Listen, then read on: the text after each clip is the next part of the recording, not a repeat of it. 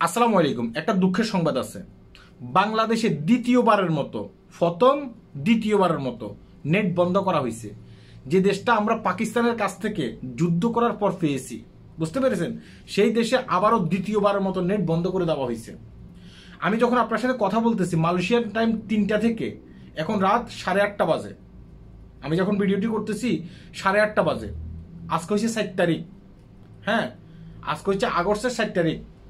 আজকে নেট বন্ধ করা হয়েছে। আমি বাড়িতে একটু আগে কথা বললাম আমার মায়ের সাথে ওয়াইফাইয়ের মাধ্যমে।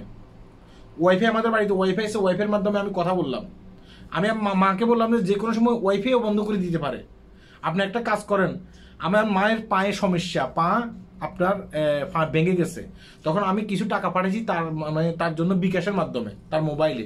বলতেছি যে টাকাটা উঠাইয়া আপনি কালকে ডাক্তারের কাছে যাবেন। সে আমাকে বলতেছে এক সিম থেকে অন্য সিমে টাকা ট্রান্সফার হচ্ছে না। মানে আমার মায়ের সিম থেকে যে দোকানদার আছে, দোকানদারের ইয়াতে মেসেজ সেন্ড হচ্ছে না, আর দোকানদারও টাকা দিচ্ছে না। আমার মা কালকে যাইতে পারে কিনা ডাক্তারের কাছে সেটাও আমি জানি না। হয়তো বা রাতের 12টা বাজে নেট খুলে দিতে পারে, হয়তো বা আরো 3 দিন পরে খুলতে পারে, হয়তো আরো 4 মাস পরে খুলতে পারে, সেটা আমরা জানি না। কিন্তু 3 থেকে 4 ঘন্টার জন্য আবার নেট বন্ধ করা হয়েছে, এটাই আমি আপনাদের কাছে জানাচ্ছি। আপনাদের যাদের বাড়িতে ওয়াইফাই আছে, আপনারা বাড়িতে যোগাযোগ করতে পারবেন। এখন পর্যন্ত ওয়াইফাই এখনো বন্ধ করে নাই, হয়তো বা যে কোনো সময় ওয়াইফাই বন্ধ করে দিতে পারে। বুঝতে পেরেছেন? স্বাধীন সার্বভৌমত্ব আমাদের এই বাংলাদেশ, এটা মনে রাখবেন।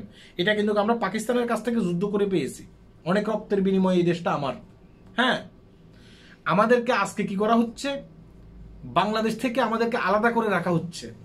আমরা প্রবাসীরা যেন বাংলাদেশে যোগাযোগ না করতে পারি, এবং কি বাংলাদেশের এক প্রান্তের মানুষের সাথে আরেক প্রান্তের মানুষের যোগাযোগও বন্ধ হয়ে যাচ্ছে।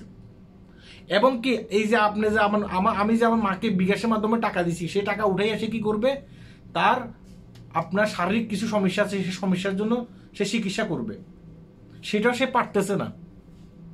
বুঝতে পেরেছেন? আমরা এই দেশটা কার কাছ থেকে পেয়েছি?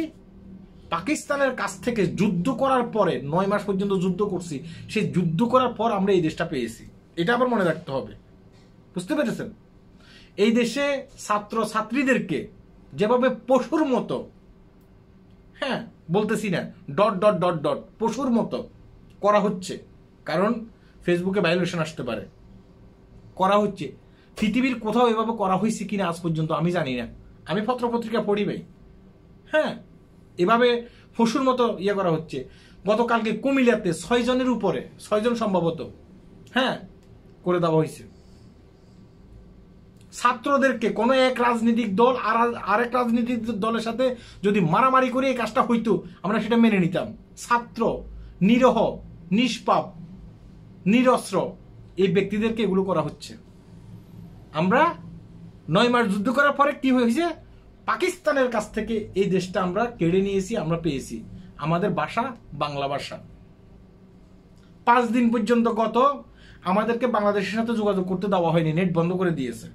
তারপরে খুলছে, আবার এখন বন্ধ করে দিয়েছে। এখন 3 ঘন্টার জন্য বন্ধ আছে, আগামীতে খুলে দিতেও পারে, নাও দিতে পারে। এখন আপনি আমাকে বলবেন যে গুজব না, আপনি ফোন করে জানতে পারেন। নেট 3 ঘন্টার জন্য বন্ধ বাংলাদেশে। বুঝতে পেরেছেন? আগামীর কথা বলতে পারতেছি না। যাই হোক, আমরা এই দেশটা কোথায় পেয়েছি? পাকিস্তানের কাছ থেকে যুদ্ধ করে আমরা এই দেশটা পেয়েছি। সবাই ভালো থাকবেন। আল্লাহ হাফেজ।